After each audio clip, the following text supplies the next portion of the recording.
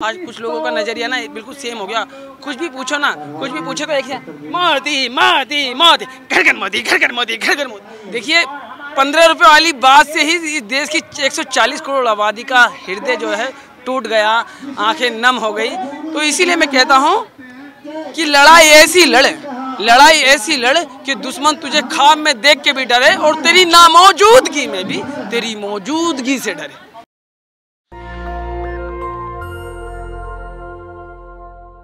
नमस्कार, आदाब। एक बार फिर से मैं आप सभी का जंतर मंतर से हार्दिक अभिनंदन और स्वागत करता हूं। बहुत सारे लोग महिला पहलवानों के आंदोलन को समर्थन देने के लिए यहां पहुंच रहे हैं।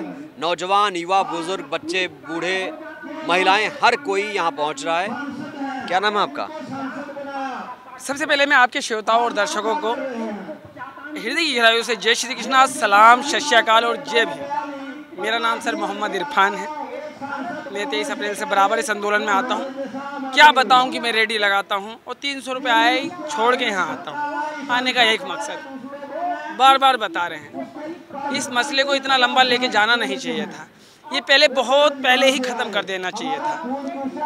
कहने का मतलब ये है कि एक विश्व के पटल पे नाम रोशन करने वाली अगर बेटी अपने न्याय के लिए अगर सड़कों पे बैठेगी तो फिर हम कब तक खामोश बैठेंगे।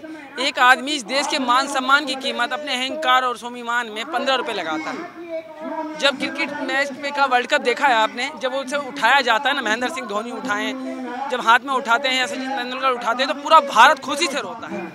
और कोई आके कहते कि ये 15 रुपये का मेडल है, पैसे लौटा दे। मेडल तो 15 का रुपये। आपको इससे दुख हुआ जो बृजभूषण ने कहा कि ये मेडल जो है 15 रुपये का, ये नहीं चाहिए, आप पैसे लौटा दो? देखिए 15 रुपये वाली बात से ही इस देश की 140 करोड़ आबादी का हृदय जो है टूट गया, आंखें नम हो गई।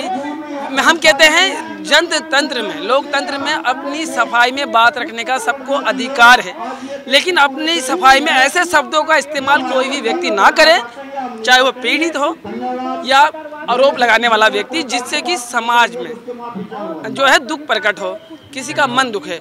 जब मेडल की कीमत 15 रुपये बताई गई तो हमारी बड़ी आत्मा रोई। देखिए आज कुछ लोगों का ना नज़रिया जो है ना, आज कुछ लोगों का नज़रिया ना बिल्कुल सेम हो गया। कुछ भी पूछो ना, कुछ भी पूछो तो एक है मोदी मोदी मोदी, घर घर मोदी, घर घर मोदी, घर घर मोदी। इस रवैये से ये क्या था? ये कुछ लोगों का नज़रिया बिल्कुल सेम हो गया। उनसे कुछ भी पूछो, महंगाई पे, बेरोजगारी पे, महिला सुरक्षा पे और देश के मौजूदा हालात पे, तो वो एक ही बात कहते हैं मोदी मोदी मोदी, घर घर मोदी, घर घर मोदी, घर घर मोदी। क्या है भाई, आप पॉजिटिव बात कीजिए। हम आपसे बात करना चाहते हैं, आप हमसे बात करना चाहते हैं। आइए मसले पे बात करेंगे। मसला क्या है? देखिए बड़े मुद्दे क्या देश की बात करिए। देखिए स्वामी विवेकानंद कहते थे अंधविश्वासी होने से बेहतर है कि आप नास्तिक हो जाएं। हम इस विचारधारा को मानते हैं कि अंधविश्वासी मत होइए। व्यक्ति को अपने जीवन में तरक्सील होना चाहिए। हर चीज़ को तरक के पैमाने पे नापना चाहिए। क्या वो मेरे हित में है, मेरे देश के हित में है, मेरे राज्य के हित में है, मेरे समाज के हित में है। इस तरह की राजनीति को कभी सपोर्ट नहीं करना चाहिए। हम ऐसी राजनीतिक विचारों के विरोधी हैं जो गरीब, मजदूर, दीन दुखियों की बात ना करता हो। हम उस राजनीतिक विचारधारा के विरोधी हैं जो सिर्फ सत्ता को अपनाने के लिए किसी भी हद तक गरीब, शोषित महिला, गरीब किसान को अपमानित, उसे परेशान, उसे दबाना, उसके आज़ाद अल्फाजों को ताले में बंद करने की कोशिश करें। हमारी लड़ाई उस राजनीतिक विचारधारा के खिलाफ है, व्यक्ति विशेष के खिलाफ। इरफान, बड़ी बड़ी बातें करते हैं आप, बड़े बड़े मुद्दे उठा रहे हैं। पढ़ाई लिखाई कितना किया आपने? देखिए पढ़ाई तो देखो परमात्मा की देन है, ये गॉड गिफ्ट है। हम इस देश में जन्मे हैं। इस देश में राजा राम मोहन राय जैसे महान बुद्धिमान नहीं कहेंगे, वैचारिक नहीं कहेंगे, एक महान समाज सुधारक जिन्होंने सती प्रथा, बाल विवाह और महिलाओं की शिक्षा और सुधार में वो अनंत काम किए हैं जिसकी कोई कल्पना नहीं कर सकता। सोचिए, उनके ही परिवार से 17 साल की उनकी ही बेवा भाभी को सती कर दिया गया था। सबसे पहली लड़ाई उन्होंने जब लड़ी थी कि मैं इस बारे में दुनिया के मंच पर बात करता हूँ। मैं 17वीं शताब्दी 18वीं शताब्दी की बात नहीं कर रहा हूँ। मैं कह रहा हूँ आपने तालीम कितनी हासिल की? तालीम देखिए, हम तो पढ़े लिखे लोग नहीं हैं, अपने देश से प्यार करने वाले हैं। इस कन को इतना चाहते हैं, इतना सीखते हैं। मतलब कि उसी मतलब पढ़े लिखे नहीं है फिर भी आप इतनी बड़ी बड़ी बातें कैसे सीखते हैं? कहाँ सीखते हैं? कुछ लोग कहते हैं ना कि ये लोग ना बड़ी बड़ी बातें करते हैं, 2 डंडे पीछे पड़ेंगे ना तो नजर नहीं आएंगे। हम उन लोगों को बता देना चाहते हैं कैमरे में बड़ी बात करने वाला कहीं नहीं भागता, दिल और जान हथेली पे लेके चलते हैं, अंजाम फिदा जो होगा खुदा मालिक है। देखिए कुछ लोग कहते हैं बड़े निर्भय निडर है, तो हम कहते हैं जितनी चाबी भरी राम ने उतना चले खिलौना, हंसते हंसते रोना सीखो रोते रोते हंसना। तो हम निर्भय निडर व्यक्ति लोग नहीं हैं, हम लोग निस्वार्थ भाव से अपने राष्ट्र के प्रति अपने प्राणों की आहुति देने वाले लोग हैं। हम वैचारिक विरोधी हैं, हम व्यक्ति और विशेष के विरोधी नहीं हैं।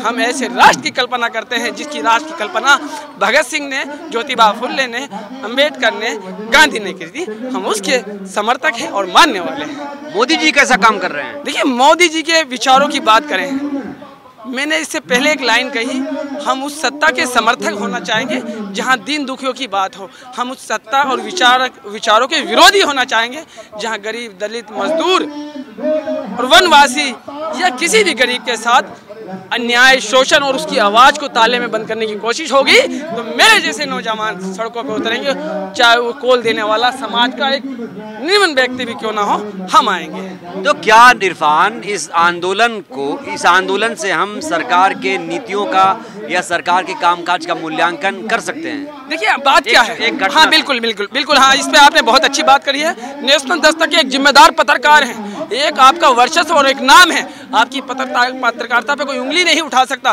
क्योंकि आप इस देश की लोकतंत्र और जमहूरियत और आइन को बचाने वाले लोग हैं। आपने सवाल किया कि आप का कहने का अर्थ यह है कि आप सरकार की नीतियों के साथ एजेंडा और राजनीतिक फिट कर रहे हैं, आपका कहने का अर्थ यह हुआ।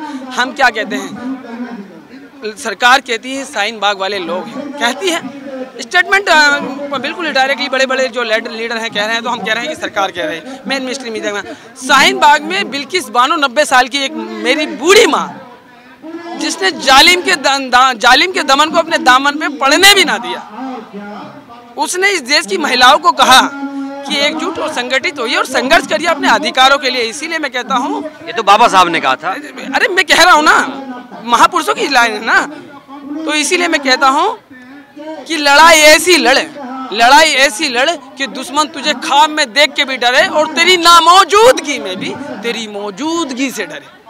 तो समझ रहे हैं? अरे इतनी बड़ी बड़ी लाइनें कहाँ सीखते हैं इरफान? वही तो मैं बार बार पूछ रहा हूँ आपसे। सर क्या पढ़ाई करते हैं आप? सर बिहार से हैं सर, हाँ। बिहार की सरजमी से हैं सर। देखिए बिहार की सरजमी से हमारे रामधारी सिंह दिनकर हैं और हमारे डॉक्टर राजेंद्र प्रसाद हैं और कितने महापुरुषों का, और 2014 में जिनको देश के प्रधानमंत्री की कैंपिंग के बहुत बड़े नाम रहे, पीके प्रशांत किशोर, वो भी बिहार से हैं। अलग विचारधारा से अभी एक नया जनाधार।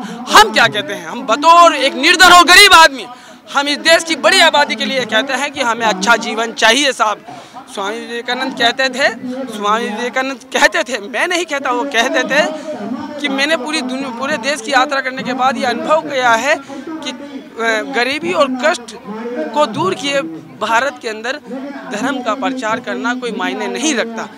तो हम स्वामी विवेकानंद की उस विचारधारा को मानने वाले लोग हैं, हम उस हिंदुत्व को सर झुका के प्यार करते हैं। आपने कहा निर्धन, सुनिए मेरी बात सुनिए, आप इतने नाजुक पॉइंट को छोड़ नहीं सकते, आप बिना अपने महापुरुषों को कोट किए बिना आगे नहीं बढ़ सकते। आजकल लोग धर्मों पे ज्यादा बात करते हैं और मोहम्मद इरफान भी धर्म पे बात करने के लिए तैयार है। हाल जान का क्या आज नहीं है, लेकिन हम प्रेम के मानने वाले हैं, एकता के मानने वाले हैं, हम पुलिस का सम्मान करते हैं, शासन का सम्मान करते हैं, हम वैचारिक लड़ाई लड़ने वाले हैं। अब सुनिए, स्वामी विवेकानंद का हम कैसे नजरिए से देखते हैं। स्वामी विवेकानंद का जो हिंदुत्व था, जब वो अमेरिका के शिकागो में जो भाषण दे रहे थे, जिस वैदिक संस्कृति और तुम्हारा प्राचीन काल को वो दर्शा रहे थे, विश्व के पटल पे जो दे रहे थे, वो जो कह रहे थे साधुता, पवित्रता और बंधुत्व, पवित्रता, दयावाता, यानी दया का भाव किसी की निजी संपत्ति नहीं है।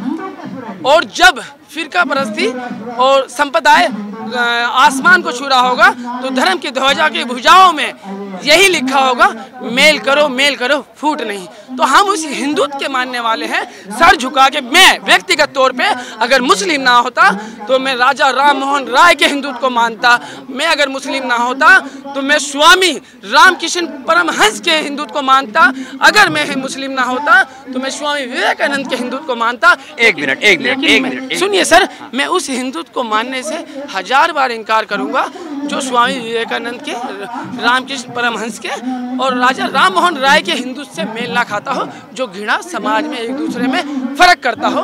हम हिंदुत्व को उस हिंदुत्व को मानने वाले जिसके स्वामी विवेकानंद विश्व के पटल पे ले जाने वाला भारत की एक पहचान बने।